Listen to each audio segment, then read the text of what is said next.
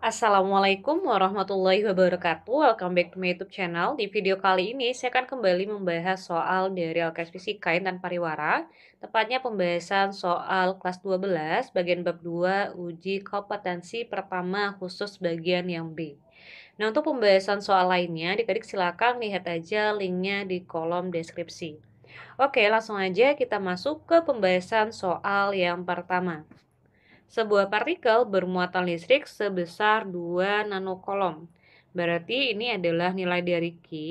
Nah, karena dia satuannya dalam nanocoulomb, berarti harus kita ubah dulu ke coulomb, sehingga menjadi 2 dikali 10 pangkat min 9 coulomb. Kemudian, partikel tersebut ditempatkan dalam medan listrik homogen yang memiliki kuat medan listrik sebesar 3 dikali 10 pangkat 5 Newton per coulomb. Tentukanlah gaya coulomb yang dialami partikel tersebut. Berarti yang ditanyakan adalah berapa nilai dari F-nya. Nah, untuk rumus dari medan listrik itu bisa dituliskan sebagai E sama dengan gaya coulomb dibagi dengan muatan uji. Sehingga gaya coulomb itu adalah E dikali dengan Q. Langsung aja kita masukin E-nya 3 dikali 10 pangkat 5. Kemudian Q-nya 2 dikali 10 pangkat min 9. Kita kalikan dengan angka yang sejenis. 3 dikali 2 berarti 6. 10 pangkat 5 dikali 10 pangkat min 9 berarti 10 pangkat min 4 Newton. Kita lanjut ke pembahasan soal nomor 3.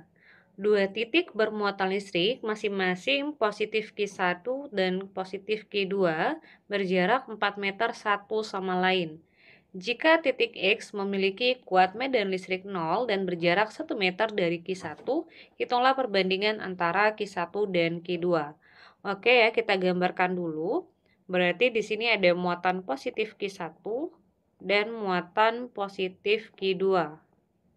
Jaraknya masing-masing adalah 4 meter. Kemudian ada titik X yang jaraknya 1 meter ya dari Q1. Berarti ini titik X, jaraknya 1 meter dari Q1. Dan kemudian untuk besarnya medan listrik pada titik X adalah 0. Berarti bisa kita tuliskan EX-nya sama dengan 0. Yang ditanyakan hitunglah perbandingan Q1 dengan Q2. Oke ya, langsung aja kita bahas. Nah, jadi untuk muatan titik pada medan listrik, itu maksudnya adalah muatan positif. Artinya ini positif ya. Nah, sekarang kita akan uraikan dulu untuk vektor dari masing-masing medan listriknya. Yang pertama, muatan titik X terhadap Q1, karena dia sama-sama positif berarti tolak-menolak, sehingga panahnya ke kanan. Ini bisa kita tuliskan sebagai EX1. Kemudian, muatan titik X terhadap Q2 juga sama tolak-menolak, berarti arahnya ke kiri ya. Ini nilainya adalah EX2. Nah, kemudian kita langsung aja lanjutin persamaan yang ini. Karena EX sama dengan 0, sehingga bisa kita tuliskan EX1 dikurang EX2 sama dengan 0. Atau EX1 sama dengan EX2. E itu rumusnya adalah kaki per R kuadrat ya. Nah, karena di sini dia muatan yang pertama, berarti Q1, R-nya adalah Rx1. X2-nya berarti K2 dibagi Rx2 kuadrat. K dengan K-nya kita coret.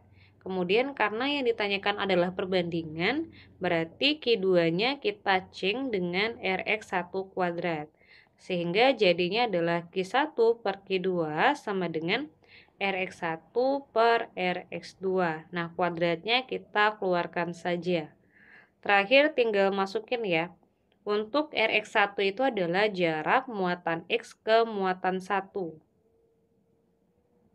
Berarti di sini nilainya adalah 1 meter. Berarti masukin aja 1 dibagi Rx2. Berarti jarak X kedua ya, yang ini. Nah, 4 meter dikurang 1 meter hasilnya adalah 3 meter. Masukin 3/2 sehingga dapat perbandingannya 1:9. Kita lanjut ke soal nomor 4. Sebuah bola konduktor berongga bermuatan listrik positif seperti Q. Sebesar Q maksudnya seperti gambar berikut. Pertanyaannya apa ya? Oh, pertanyaannya berdasarkan gambar tersebut, kuat medan listrik di titik R lebih besar dibandingkan kuat listrik di titik S. Benarkah pernyataan tersebut? Jadi ini kurang lengkap ya adik-adik gambarnya. Atau saya coba, oke. Ini saya coba, nah ini ya pertanyaannya ya.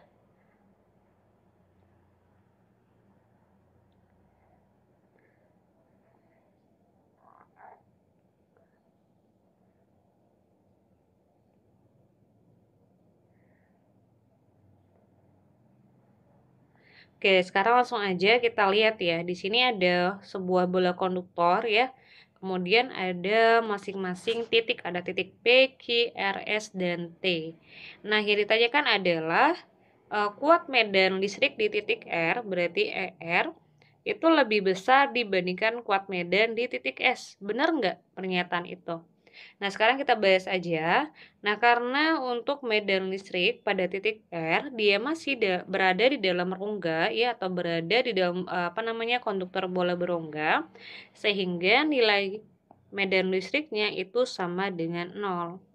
Nah, sementara untuk besarnya medan listrik pada titik S atau di permukaan bola, bisa kita hitung dengan persamaan kaki per R kuadrat.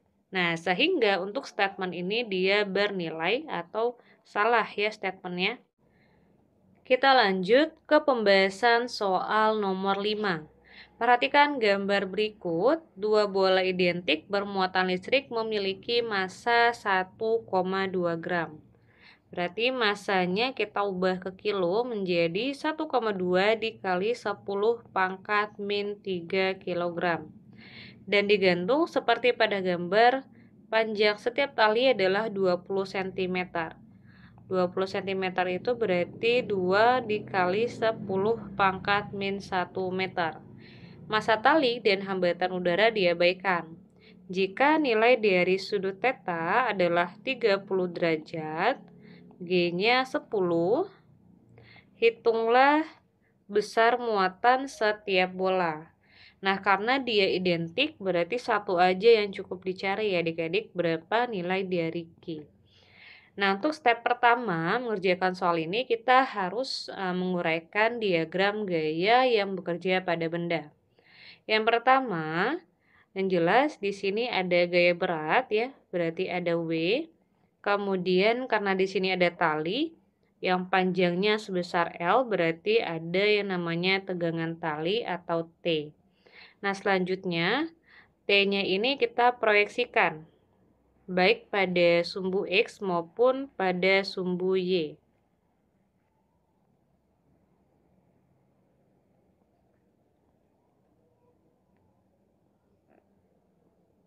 Nah, karena tetanya di sini ya, berarti ini di sini juga teta. Jadi konsep di matematikanya ya adik-adik ya.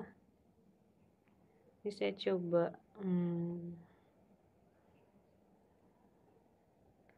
Oke. Biar bagus pakai ini aja ya.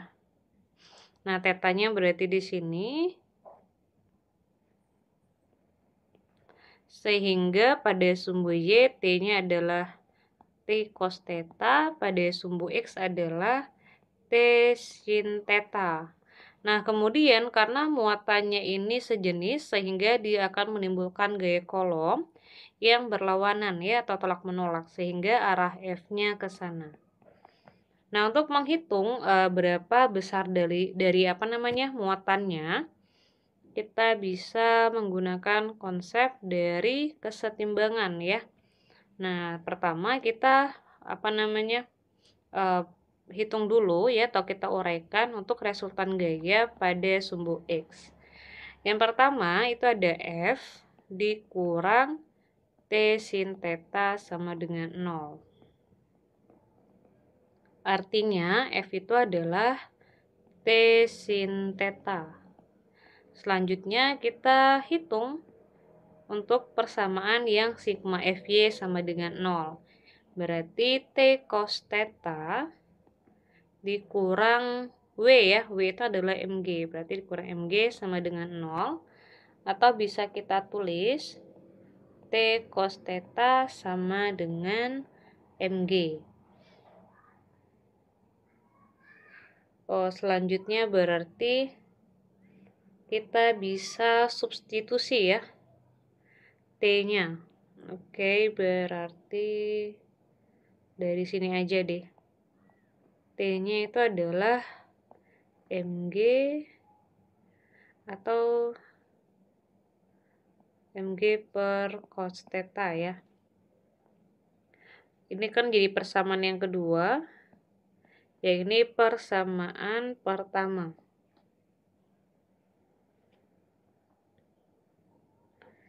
Tinggal kita masukin aja ya. Untuk persamaan keduanya kita substitusi ke persamaan pertama. Ini saya tulis ulang aja di sini. F sama dengan T sin theta.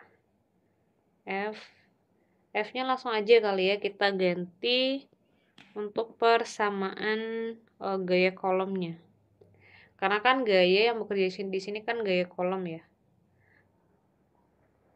K Q1 Q2 per R kuadrat kan. Tapi karena dia muatannya sejenis atau muatannya identik maksudnya ya, kita buat kaki kuadrat aja deh langsung. Kaki kuadrat per R kuadrat ya sama dengan T-nya kita ganti dengan Mg per cos theta.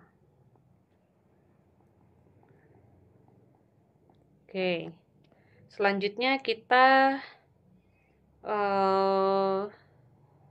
sederhanakan dulu ya persamaannya, jadinya kaki kuadrat per R kuadrat sama dengan Mg. Nah, sin theta per cos theta itu adalah tan theta.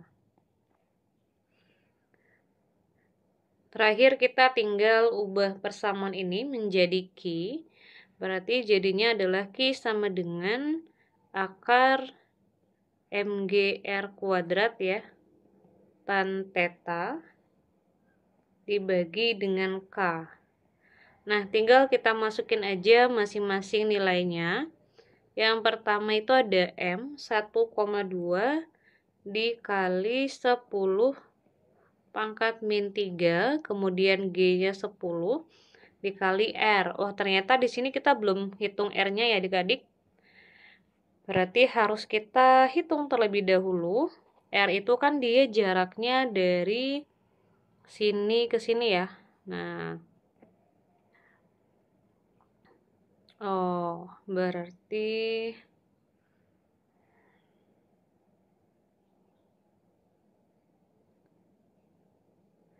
kehapus ya. Nah, ini kan dia R yang ini. Itu kan panjangnya L sin theta ya. Atau saya uraikan dulu kali ya. Untuk yang sisi sebelah sini adik-adik, itu kan panjang talinya sebesar L ya. Ini panjang talinya sebesar L. Sehingga kalau kita uraikan, ini sama kayak yang tegangan tali tadi. Nah, dia kan kayak gini ya. Tetanya berarti di sini nih. Yang ini berarti L cos theta. Yang ini L sin theta. Nah, yang ini L sin theta, ini L sin theta. Berarti total R-nya itu adalah L sin theta tambah L sin theta. Atau bisa kita tulis 2L sin theta. Masukin 2, L-nya tadi 2 kali 10 min 1. Sin 37 ya. Nah, sin 37 berapa ya? Sin 37 adalah 0,6. Berarti 0,6 dikali 4, 0,24 dikali 10 min 1 meter. Ini tinggal kamu masukin. Tapi lebih baik kita ubah aja ya. Jadi 24 kali 10 min 3 meter. Oke, ke sini. 24 dikali 10 min 3 dikuadratin tan 37 ya. Dibagi K-nya 9 dikali 10 pangkat 9. 1,2 dikali 10 pangkat min 2 ya. Kemudian 24-nya kita kuadratin. Hasilnya 576 dikali 10 min 6 tan 37 adalah 0,75. Baru kita bagi 9 dikali 10 pangkat 9. Tinggal kita hitung 1,2 dikali 576 dikali 0,75 kemudian bagi 9. Hasilnya adalah akar 57,6. Kemudian kita kali 10 min 2 dikali 10 min 6 berarti 10 min 8 ya. Dibagi 10 pangkat 9 itu berarti 10 pangkat min 17.